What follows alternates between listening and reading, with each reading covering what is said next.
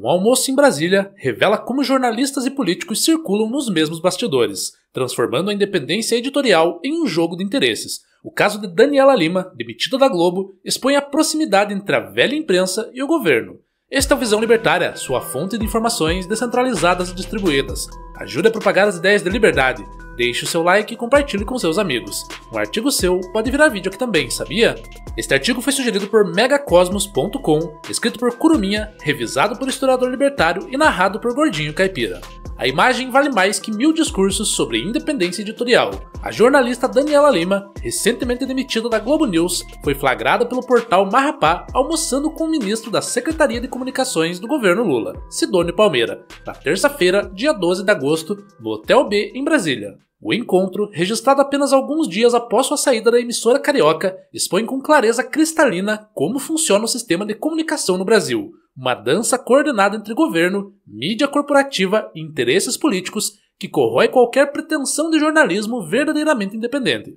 O timing não poderia ser mais revelador. A demissão da jornalista Daniela da Globo, vista como uma aposta promissora, faz parte de um plano da emissora para reequilibrar sua linha editorial antes das eleições de 2026. Segundo pesquisas internas, a Globo News estaria sendo vista como alinhada à esquerda, e a jornalista era associada a essa percepção. Em outras palavras, a Globo calculou que precisava se desfazer de profissionais percebidos como muito próximos ao governo petista.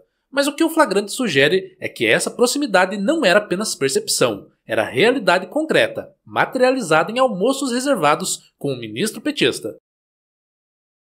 Sidônio Palmeira não é um ministro qualquer. Ele foi responsável pela campanha presidencial de Lula em 2022. O ministro de Comunicação do PT também trabalhou nas campanhas vitoriosas de Rui Costa e Jacques Wagner para o governo da Bahia, além de ter feito a campanha de Fernando Haddad na corrida presidencial de 2018. Trata-se do arquiteto de importantes campanhas eleitorais petistas, agora ministro da Secretaria das Comunicações, SECOM, após a saída do petista Paulo Pimenta, com a missão específica de melhorar a imagem do governo Lula de olho em 2026. Sua nomeação representa a fusão completa entre estratégia eleitoral e comunicação oficial, uma confissão explícita de que a máquina pública será usada como plataforma de campanha.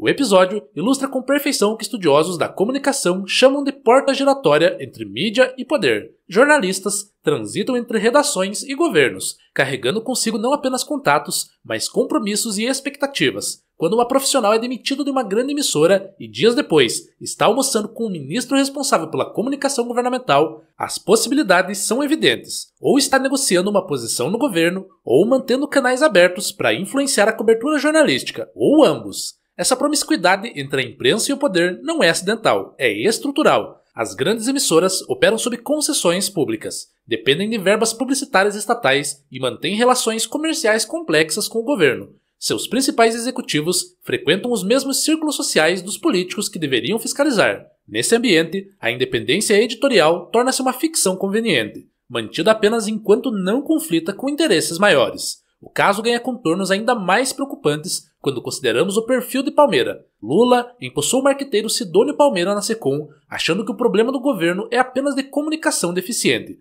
A escolha de um marqueteiro para comandar a comunicação oficial revela que ela não passa de uma ferramenta de propaganda política.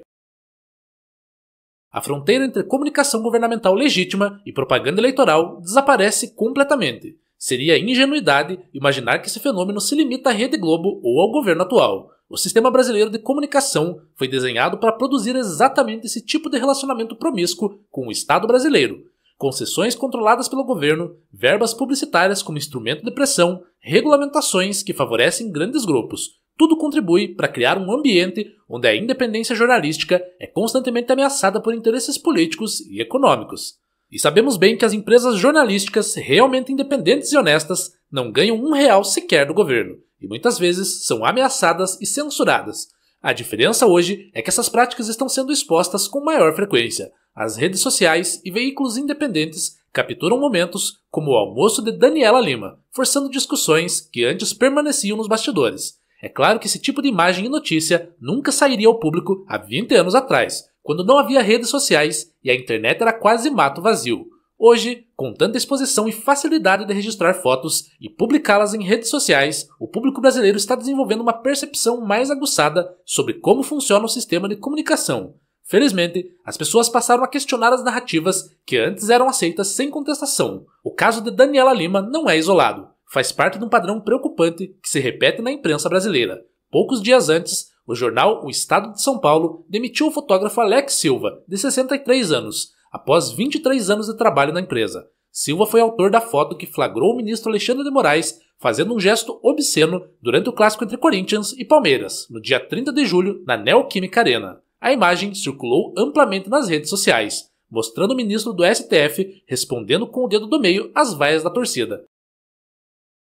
O episódio aconteceu horas após Moraes ter sido enquadrado pelos Estados Unidos na Lei Magnitsky, que permite sanções financeiras contra pessoas que violam direitos humanos. O próprio fotógrafo expressou sua indignação, abre aspas, "Fico indignado porque o jornal não apresentou uma justificativa concreta para a demissão. Sobre o desempenho do meu trabalho, simplesmente disseram que o RH pediu para me demitir." Fecha aspas. O Estadão alegou que a demissão já estava planejada como parte de uma reestruturação, mas Silva observou que a repercussão política pesou na decisão. 2 casos, 2 demissões, um padrão claro. Profissionais que produzem conteúdo inconveniente para figuras poderosas rapidamente se veem sem emprego. No caso do fotógrafo, por capturar um momento que revelou a verdadeira face doentia de um ministro do STF, mostrando-o reagindo de forma vulgar à pressão pública. No caso da jornalista demitida da Globo News, por ser vista como próxima demais ao governo, numa época em que a Rede Globo precisa reequilibrar sua imagem.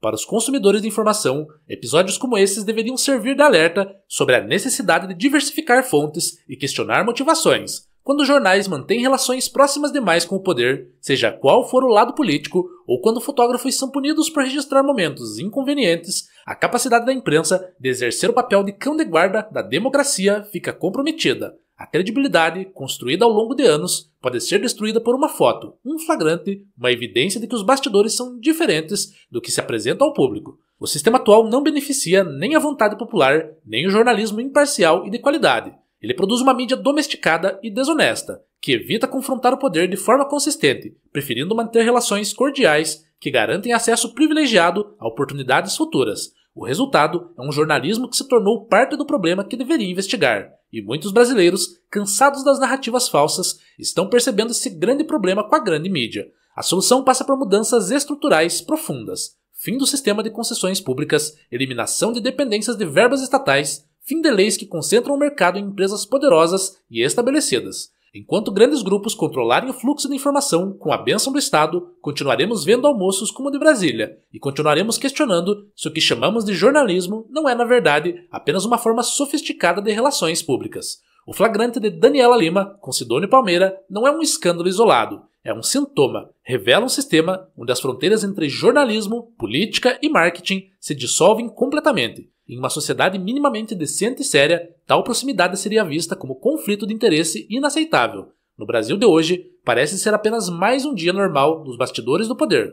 Enfim, a questão central não é se Daniela Lima tem o direito de almoçar com quem quiser. Claro que tem. A questão é o que esse almoço revela sobre um sistema de comunicação que perdeu sua função essencial de servir ao interesse público com profissionalismo e informações corretas. Quando ex-funcionários de grandes emissoras se encontram discretamente com ministros marqueteiros, poucos dias após serem demitidos, estamos diante de algo muito mais grave do que um simples encontro social. Esse episódio revela que a grande mídia e o governo sempre estiveram interligados. Estamos diante da evidência de que o jornalismo brasileiro, pelo menos em seus níveis mais altos, se transformou em uma extensão do jogo político, com profissionais que circulam entre redações e gabinetes como se fossem diferentes divisões da mesma empresa.